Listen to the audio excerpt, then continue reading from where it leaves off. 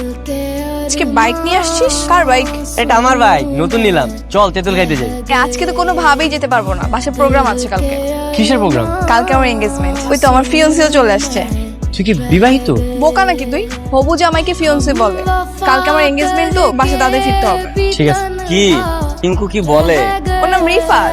সম্পর্কে তো শালাই হোক, আর মজা তো সব শালার সাথেই করে, তাই না?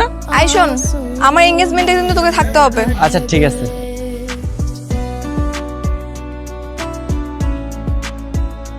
বিয়ের ডেট কিন্তু আগামী শুক্রবারে। বেশি তাড়াতাড়ি হয়ে যাচ্ছে না? আর তাড়াতাড়ি কোথায়, এখনো তো 1 সপ্তাহ বাকি আছে। আমাদের তো আসলে প্রস্তুতির ব্যাপার আছে। আল্লাহ, তোমার কাছে কোনোদিন কিছু চাই নাই, একটা ছোট্ট জিনিস চাইলাম দিলা না। যার লেগা বাইক কিনলাম সেই চলে যেতেছে অন্যায় করে। একটা মাত্র মেয়ে তো, এই তো এত করে বলছেন আগামী শুক্রবারই তাহলে বিয়ে। আল্লাহ, একটা ঝামেলা পাকাই দাও না আল্লাহ, বিয়ের মধ্যে মারামারি লাগে তো, নাহলে ছেলের ব্যবস্থা দাও আল্লাহ। তাহলে আংটি পরানো কাজটা সেরে ফেলি। হ্যাঁ বাবা, আল্লাহ, তোমার কাছে দোয়া করি আল্লাহ, একটা বিশাল ঝামেলা পাকাই দাও।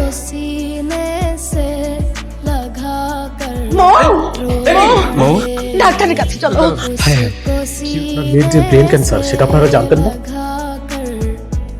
হ্যাঁ জানতাম। মানে জেনে শুনে কেন আপনারা আপনার মেয়েকে বিয়ে দিচ্ছেন? ডাক্তার সাহেব, ও তো জানতো না ওর ক্যান্সার, ওকে আমরা জানাইনি। তাছাড়া প্রত্যেকটা বাবা মাই তো চায় তার সন্তানের স্বপ্ন পূরণ হোক।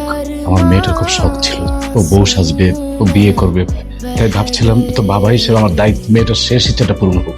চৌধুরী সাহেব, আপনার মেয়ের বড় জোর আর 1 মাস বাঁচবে। আপনার মেয়ে যে কয়দিন বাঁচে ট্রাই করবেন ওকে একটু হাসি খুশি রাখা। কি হয়েছে বাবা, এবার মন খারাপ করে দাঁড়িয়েছো কেন? এমনি বিয়েটা ভেঙে গেছে তাই তো? আফ্রিদি আমাকে ফোন করেছিল, সবকিছুই বলেছে। আচ্ছা বলো, আমার এই 22 বছরের জীবনে আমি কি পাইনি? ভালো পড়াশোনা, স্কুল কলেজ, এরকম আলিশান একটা বাড়ি, আমার কিসের অভাব? আমার তো কোনো কিছুর অভাব নেই আব্বু। তোমরা ভুলেও কান্নাকাটি করবা না। তোমরা যদি কান্নাকাটি করো তাহলে কিন্তু আমার কষ্ট লাগবে। তোমরা কি চাও আমি কষ্ট পেয়ে পেয়ে মারা যাই? তাহলে একদম কান্নাকাটি করা যাবে, এটা আমার ইচ্ছে। তোমরা আমার ইচ্ছে পূরণ করবে না?